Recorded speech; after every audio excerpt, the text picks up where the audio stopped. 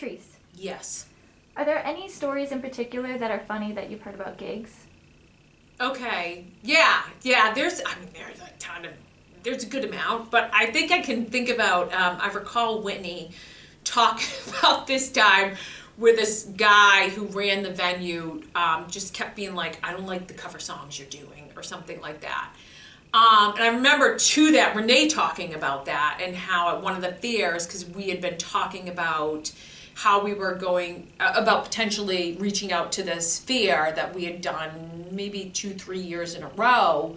But I was talking to her in particular about her experience performing there, and kind of to the same thing with Whitney. The guy kept being like, he was an older guy, and kept being like, you know, you got to make sure that people are doing songs that people know, like cover songs, so they didn't want originals, which that could be a question too. I know, like the last video we talked about, or there's a video floating around where I talked about questions to ask gigs. That's another thing you could ask, is like, are they cool with you playing originals if you're an original artist?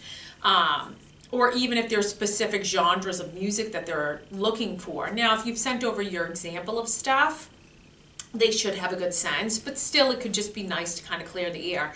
So we were talking about whether we should approach this venue again, but she was just saying how, like, the guy kept being like, I don't know these songs that she was performing, like Ed Sheeran songs and stuff, but he's an older guy, so like he should, on the very least, it's not her fault. She's doing relative songs to like this time period, and especially like family events, like you're dealing with all different ages. So I mean, if you want oldies, then you specify I want oldies.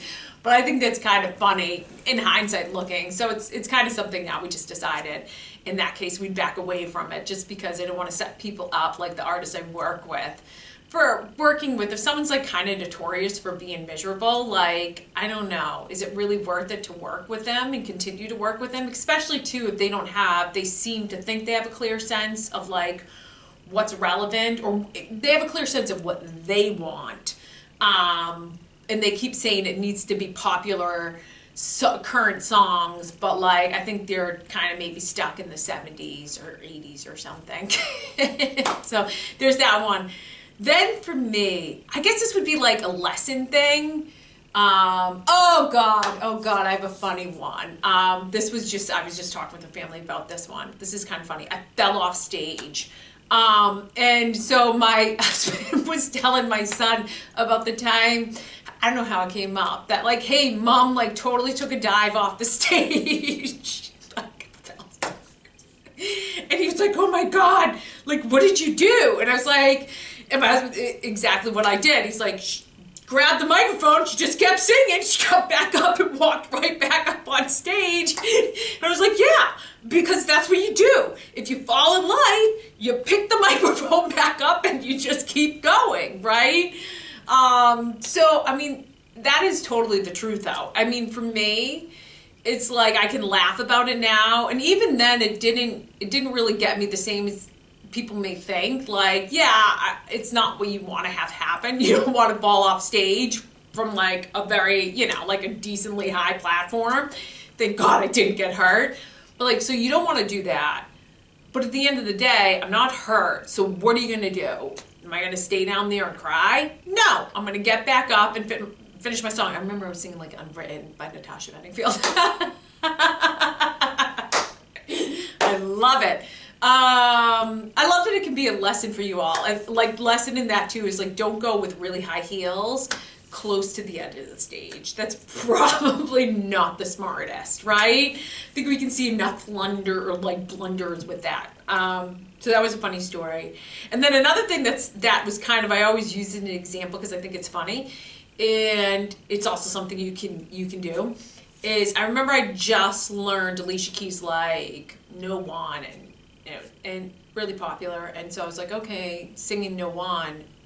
Granted, that's like super repetitious now that I think about it. It's like no one. But needless to say, it was like during maybe one of the verses or something, and I couldn't remember the lyrics, but people were singing, so I was like, ooh, okay.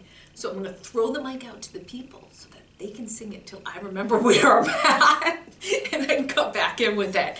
And that's just like I don't know. It's kind of like performance stuff you can't do.